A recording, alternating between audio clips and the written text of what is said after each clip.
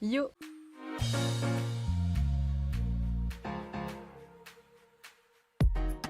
J'espère que vous allez bien. Aujourd'hui, je vous retrouve dans une nouvelle vidéo. Comme vous pouvez le voir, je suis dehors parce que là, il y a eu la canicule très récemment. Aujourd'hui, c'est le seul jour où il fait bon avec un petit peu de vent, genre. Dans cette vidéo, je vais vous parler un petit peu de la rentrée scolaire, des examens, de moi comment ça s'est passé parce que là je vais avoir 18 ans, donc là je vais aller faire un BTS, enfin je vais vous en parler juste après. Voilà, enfin genre le cursus scolaire de mineur est terminé, si je peux dire ça comme ça. Et du coup je souhaitais vous en parler parce que vous avez été assez nombreux à me demander des petits conseils et tout. Sur ce, j'espère vraiment que cette vidéo va te plaire et puis bah je te laisse avec la suite de la vidéo. Si toi qui regardes la vidéo, tu t'apprêtes à rentrer en 6ème. J'ai fait une vidéo il y a environ 1 an ou 2 ans. Je sais même pas, ça fait 1 an ou 2 ans, ça passe tellement vite le temps que voilà. Tu peux aller la voir, je te le mets dans le petit qui est soit là, je sais jamais. Juste sache un truc, et c'est pareil pour tout le monde, que ce soit des conseils de primaire, des conseils de collège, des conseils de lycée, des conseils d'années supérieures. Tous les ans ça change, tous les ans il y a des trucs nouveaux. Enfin là je sais que les filières vont changer pour les lycées, au collège bon ça date d'il y a pas mal de temps, mais par rapport au brevet il y a eu la techno qui a été rajoutée, de l'SVT, enfin voilà, moi c'est des choses que je n'ai pas eues donc j'ai pas donné de conseils là-dessus, mais je l'ai sorti des choses globales, donc si ça t'intéresse tu peux quand même aller voir ma vidéo qui je pense va t'intéresser. Tout d'abord je vais vous parler de la rentrée scolaire, que ce soit au collège ou au lycée, parce que oui, sachez que dans cette vidéo je vais parler du collège et du lycée. Je parlerai pas forcément de la primaire et je parlerai pas forcément des études supérieures puisque je vais y rentrer mais j'y suis pas encore, donc je peux pas vous donner de conseils. Ce qu'il faut savoir pour les rentrées scolaires, moi personnellement j'ai toujours stressé, mais toujours, genre même là je sais que je vais stresser parce que on rentre dans un nouvel établissement, il y a de nouvelles personnes, notamment en 6ème, bah voilà, c'est la nouveauté de tout le temps changer de salle à chaque heure de cours, sauf si vous avez 2 heures de cours à la suite. Je sais que le plus gros stress généralement qu'on a, c'est de se dire qu'on va pas arriver à se faire d'amis, etc. Surtout si on va dans un établissement où vraiment on ne connaît personne. Il n'y a personne de notre ancien établissement qui vient avec nous. Donc moi personnellement, en 6ème, je connaissais des gens qui venaient avec moi, mais ils n'étaient pas dans la même classe que moi. Sauf une personne je crois. Et en seconde je connaissais personne du tout parce que j'ai déménagé, etc. Donc vraiment personne, nada. Dites-vous que vraiment il y a plusieurs personnes dans votre cas et que les personnes sont généralement avenantes. Enfin il y en a toujours une qui vient vers vous, un qui vient vers vous.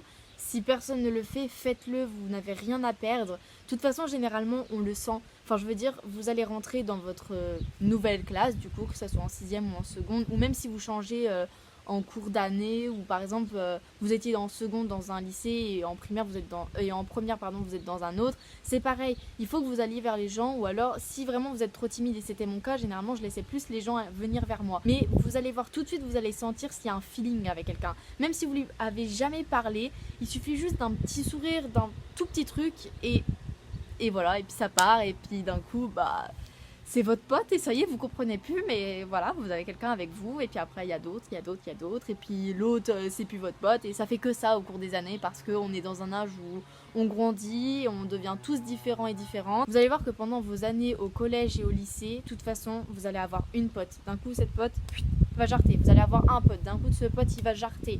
Et puis vous allez peut-être avoir un petit groupe de potes de genre 2-3 personnes. Et elles vont vous suivre pendant toutes vos années dans votre établissement scolaire. Mais vraiment, dites-vous, à chaque fois, il y aura quelqu'un avec vous qui sera là. Il faut juste que...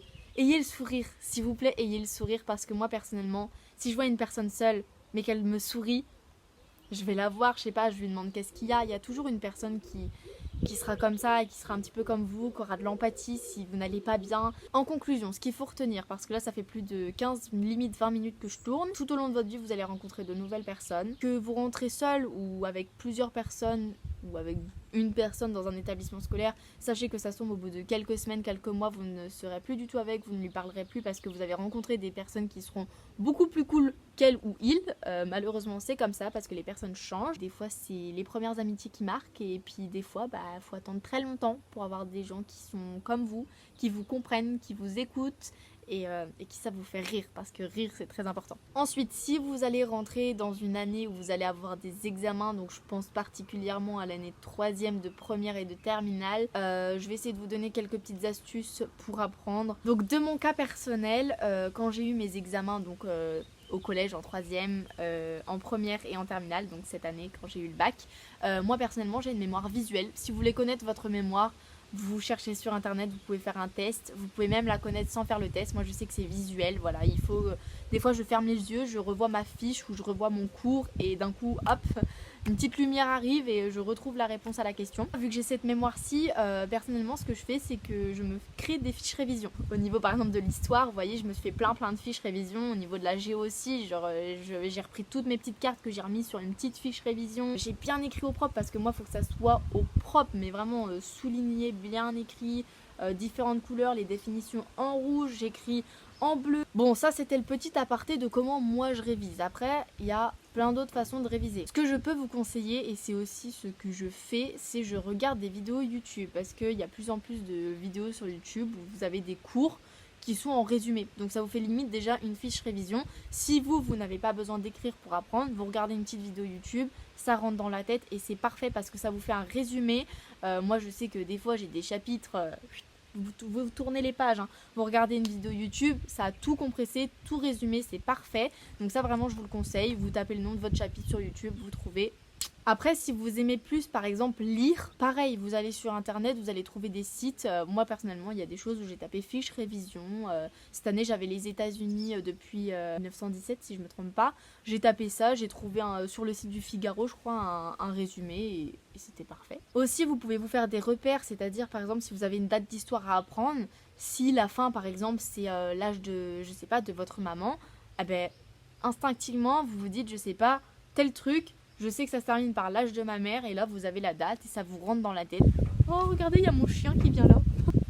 Il veut faire la vidéo peut-être. Sur ce, j'espère vraiment que cette vidéo vous aura plu. N'hésite pas à venir me rejoindre sur les réseaux sociaux. Je te les affiche sur l'écran. C'est super important. Je suis surtout active sur TikTok et Instagram. Je vous fais d'énormes bisous et je vous dis à très bientôt dans une nouvelle vidéo. Ciao!